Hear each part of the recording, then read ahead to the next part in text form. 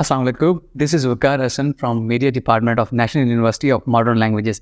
Today, I am conducting this interview as my assignment, and today our guest is Sir Hidayatullah Sir, the Head Department of Economics of National University of Modern Languages. Assalamu alaikum, sir. Walaikum salam. कैसे हैं sir आप? Allah ka shukr. माशाल्लाह sir. Thank you so much for your precious time. Thank you for coming here. Jazakallah sir. Having As I told the audience that ये मेरा interview एक assignment के तौर पे है, so मैंने कुछ questions prepare किए हैं regarding the economy of Pakistan. So sir, first of all, I would like to ask that sir, ये जो current हमारी situation चल रही है पाकिस्तान की, political हो गई, अपना economical हो गई, will Pakistan survive? हम काफ़ी सुनते हैं कि पाकिस्तान यहाँ पे collapse करने लगा है, economy collapse करने लगी है, bankrupt होने लगा है. So what do you think about it, sir? okay, thank you very much, Waqar. And it is a very interesting and important question. First of all, survival and economy. We have seen a number of countries which have defaulted and they are still existing. Yes.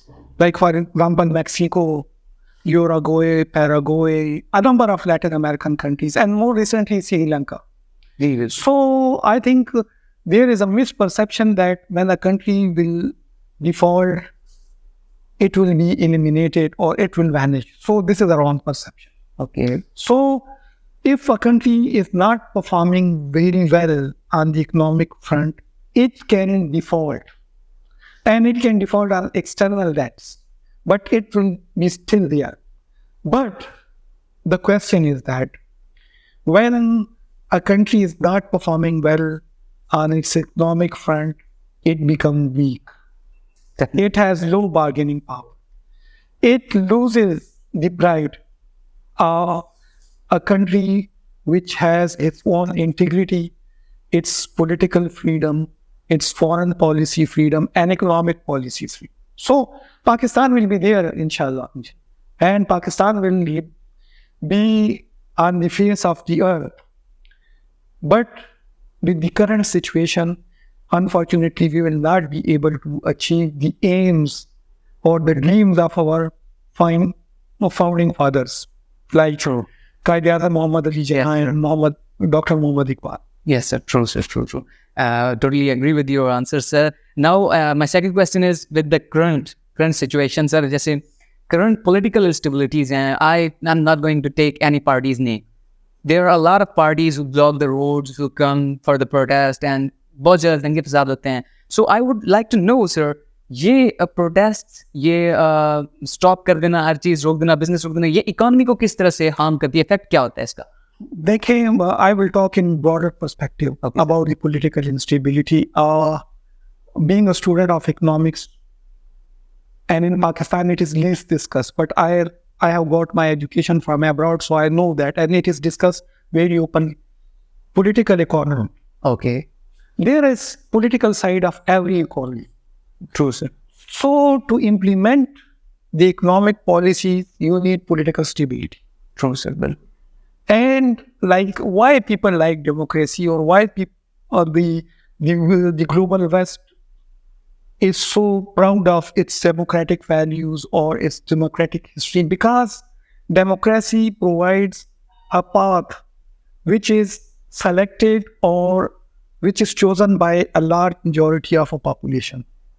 So I think political stability and economic growth or economic stability, they are essential for each other. True, sir. They are part and parcel. If a country is not having political stability, it cannot achieve the economic stability. It cannot achieve its economic goals and economic development and prosperity. ये भी बिल्कुल सही कहा sir आपने. And sir, if I move towards my third question is that what are the major structural challenges to Pakistan economy? Like हम कहाँ पे lack कर रहे हैं, किन departments में, किन institutions में जहाँ पे हमें सही results नहीं मिल रहे, या वो क्या हो सकते हैं आपके मुताबिक? I will give you a very simple example of that. Okay. For example, we have a household. Okay, ji sir. Which has an income of 1,000 rupees, but its expenditure are of 3,000 rupees. Ji sir. Being an economist, you have two choices. First, either to increase your income to the level of your expenditure. So raise your income from 1,000 to how much? 3,000. 3,000. Yes, sir. Or the second alternative is that to reduce your expenditure to your current income level. So reduce your expenditure from 3,000 to which level? 1,000. 1,000. So these are very simple things.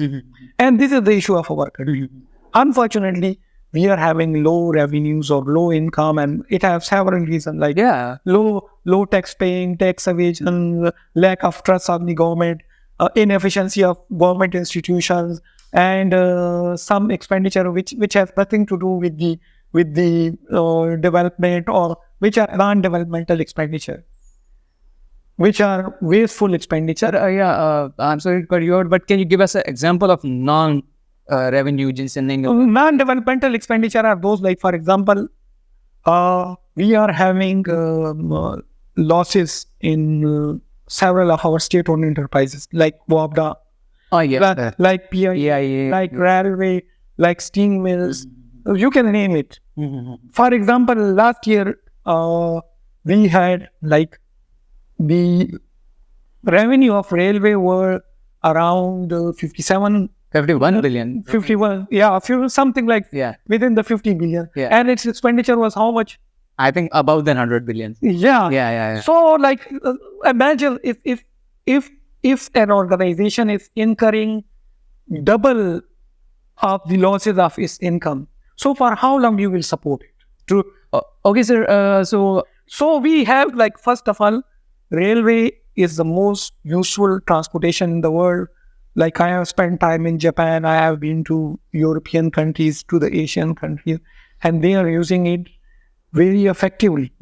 And in most of the country, railway is privatized. Only the government takes care of the track and get rent from the private companies for running their trains for that. Even though, like, if there is some losses, the government covers to subsidy, but those are very small losses.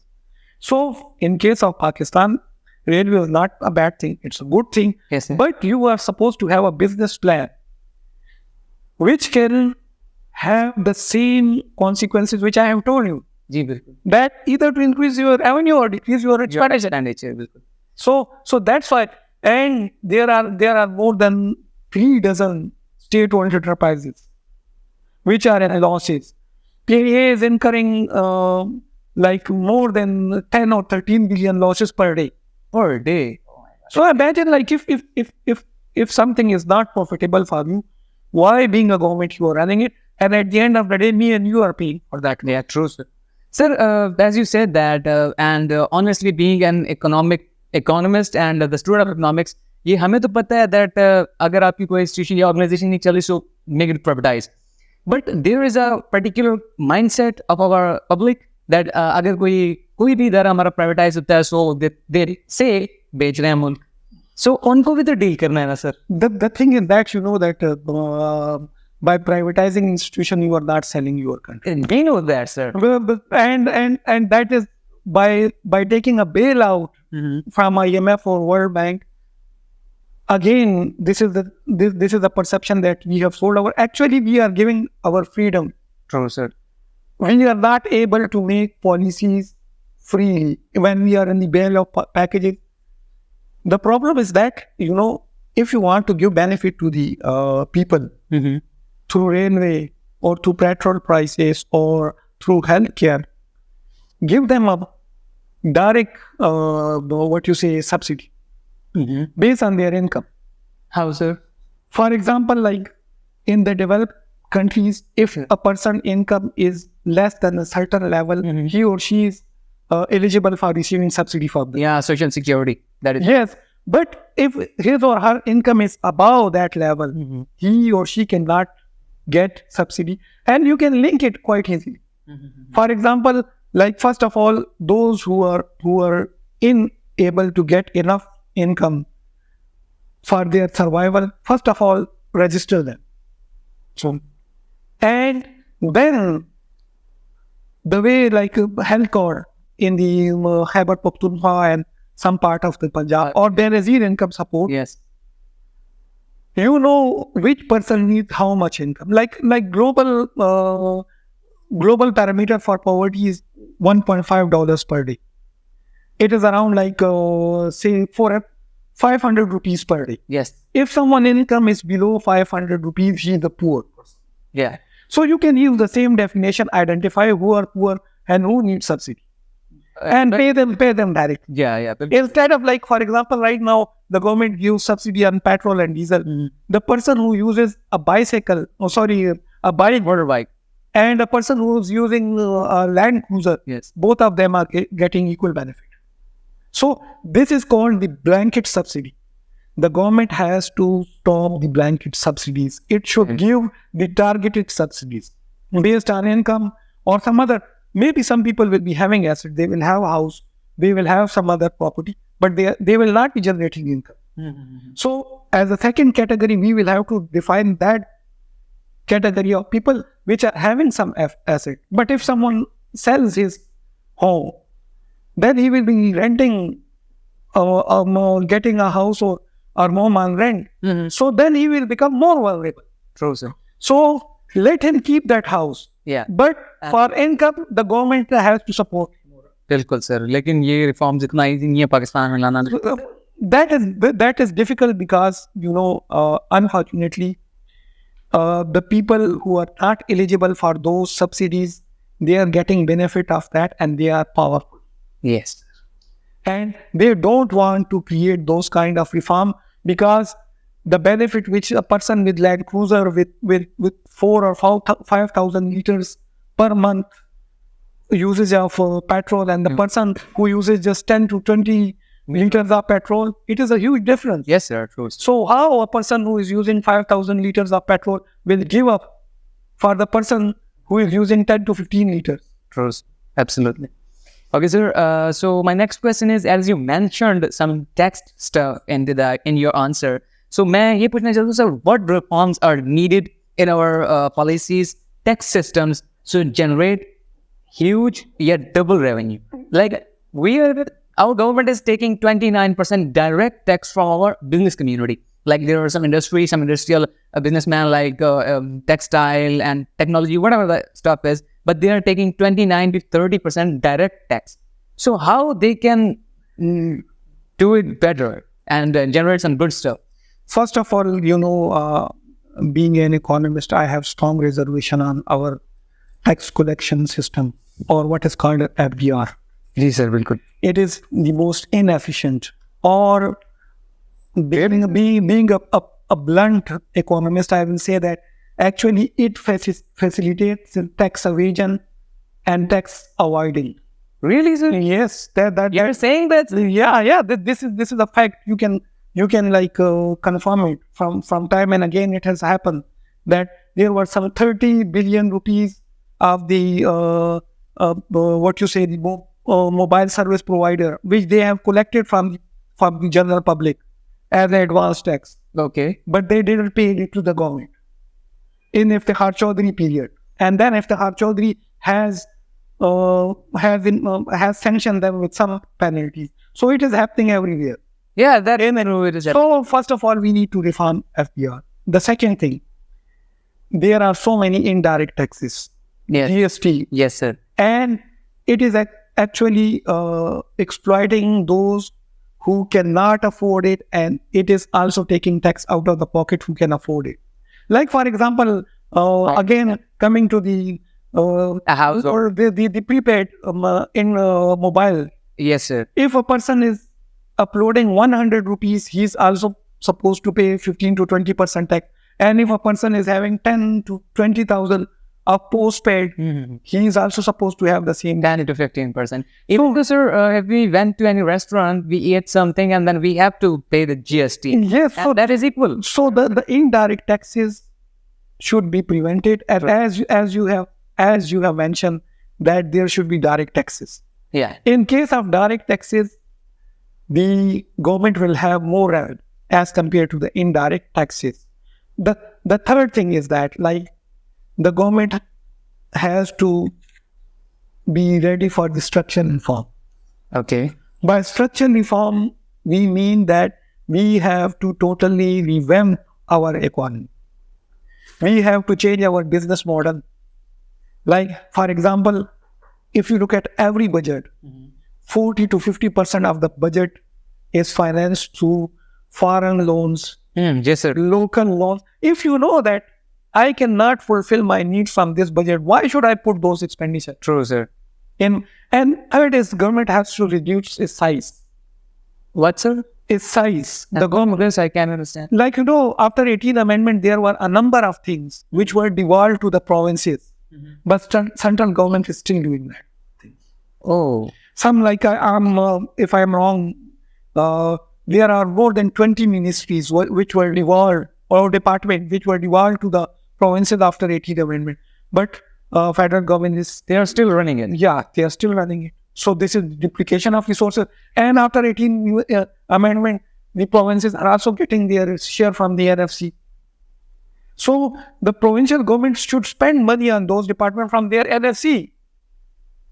So that's why, like, the government has to take some strong and some difficult political decisions. Yes. Most of the time, the political decisions are taken which have adverse effect for the common man. But now the government has to take the tough political decision which can have dent on the beneficiaries, on the politicians, on the bureaucrats, those people who are because those departments are still still run by the federal government. Yes, sir. Because someone is benefiting out of that. So that's why, like, the second thing is to implement the 18th Amendment in true letter and spirit. The third thing.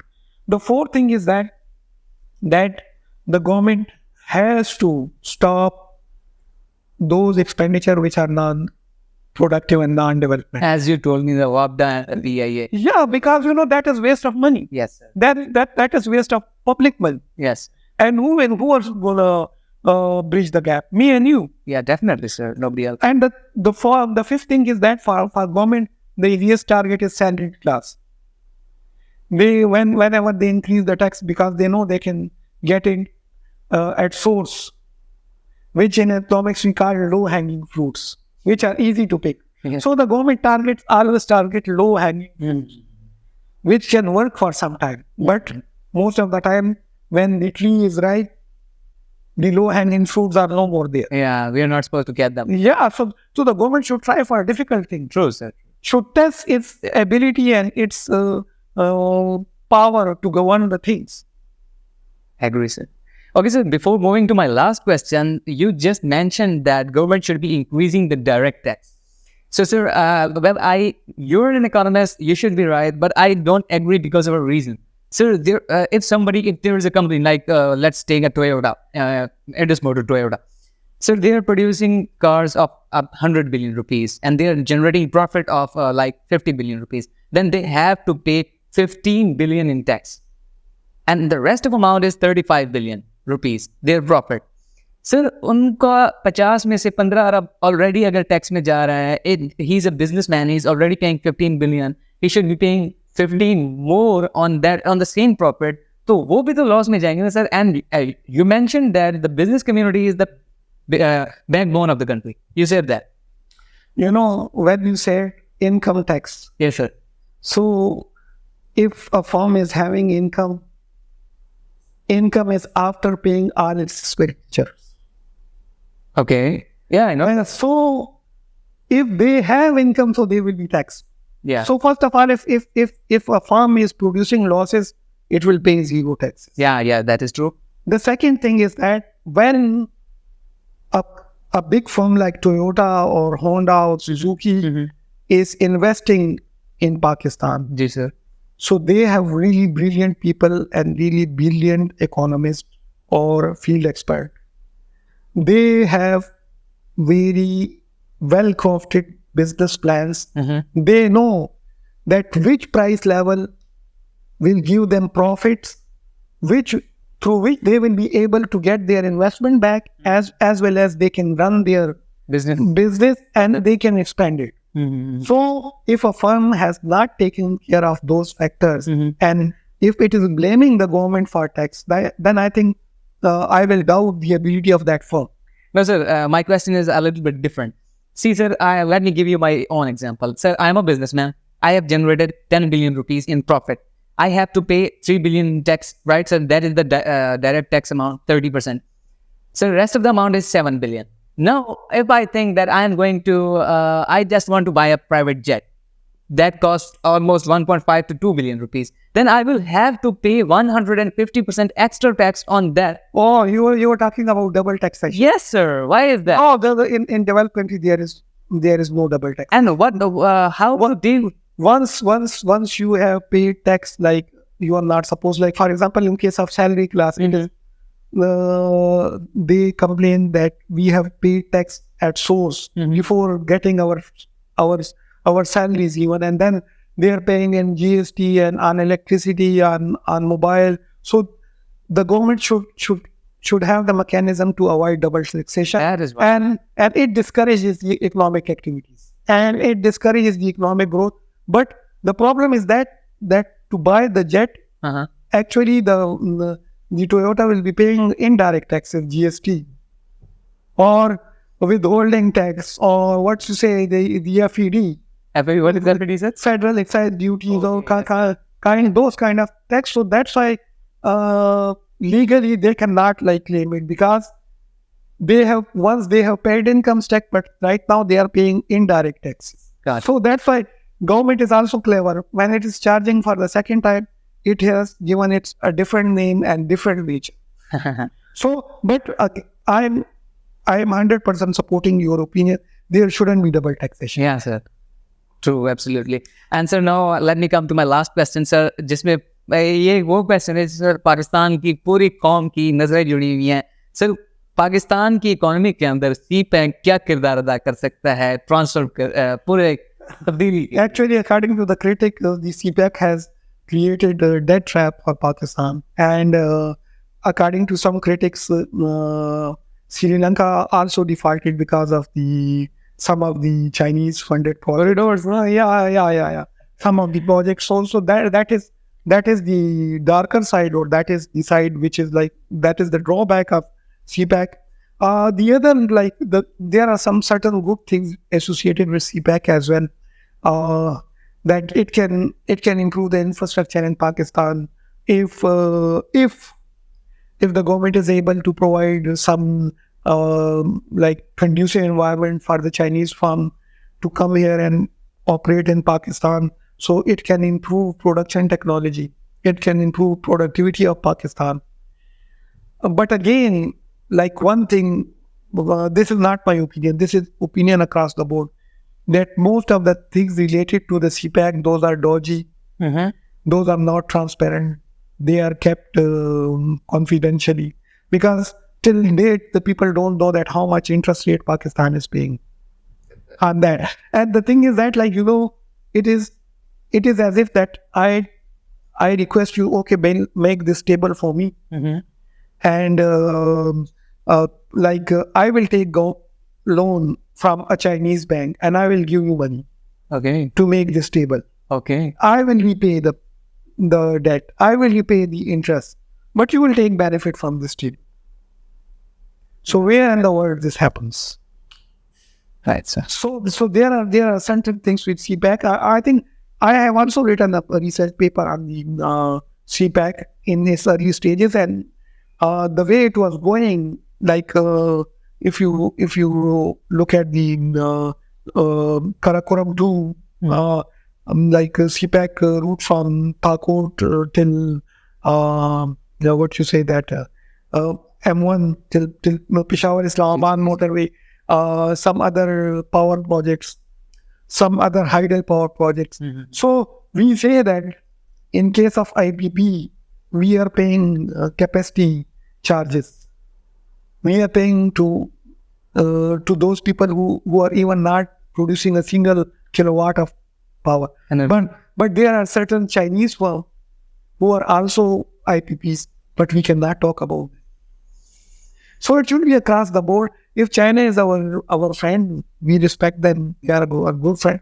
But they should be involved with those things which can further boost the trust between the two nations.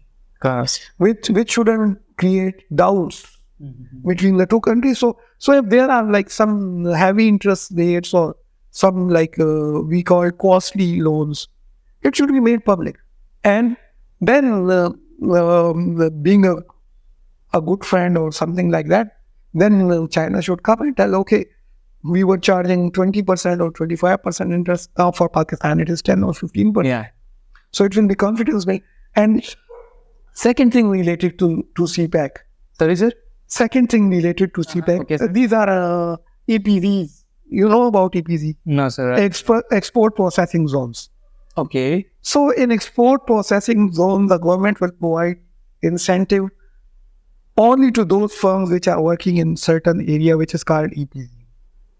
So the question is that the government is creating discrimination within its country. True. If a firm is operating, like say, if Bata, one of the Bata firm is operating in EPZ, it have the incentive. It has low cost energy supply, electricity. It has low import duties. It has low export duty. But the other Bata, which is operating in Lahore, it is paying higher taxes, higher duties. So it is a kind of discrimination. Yes, because why we want to create discrimination within our country on the same country which have same rules and regulations. So that is the thing. Like if the government is interested to support certain industries and export-oriented industries, it should provide incentives to the producers or to the exporter all across the board. True, sir. Throughout the country. Bilkul, sir. Thank you so much, sir. These were really charming answers. And time की shortage की उससे बस करना पड़ा है. दिल तो कर रहा है. Thank you very much. It was really nice talking to you, and you had very important questions. Thank you so much. Thank you.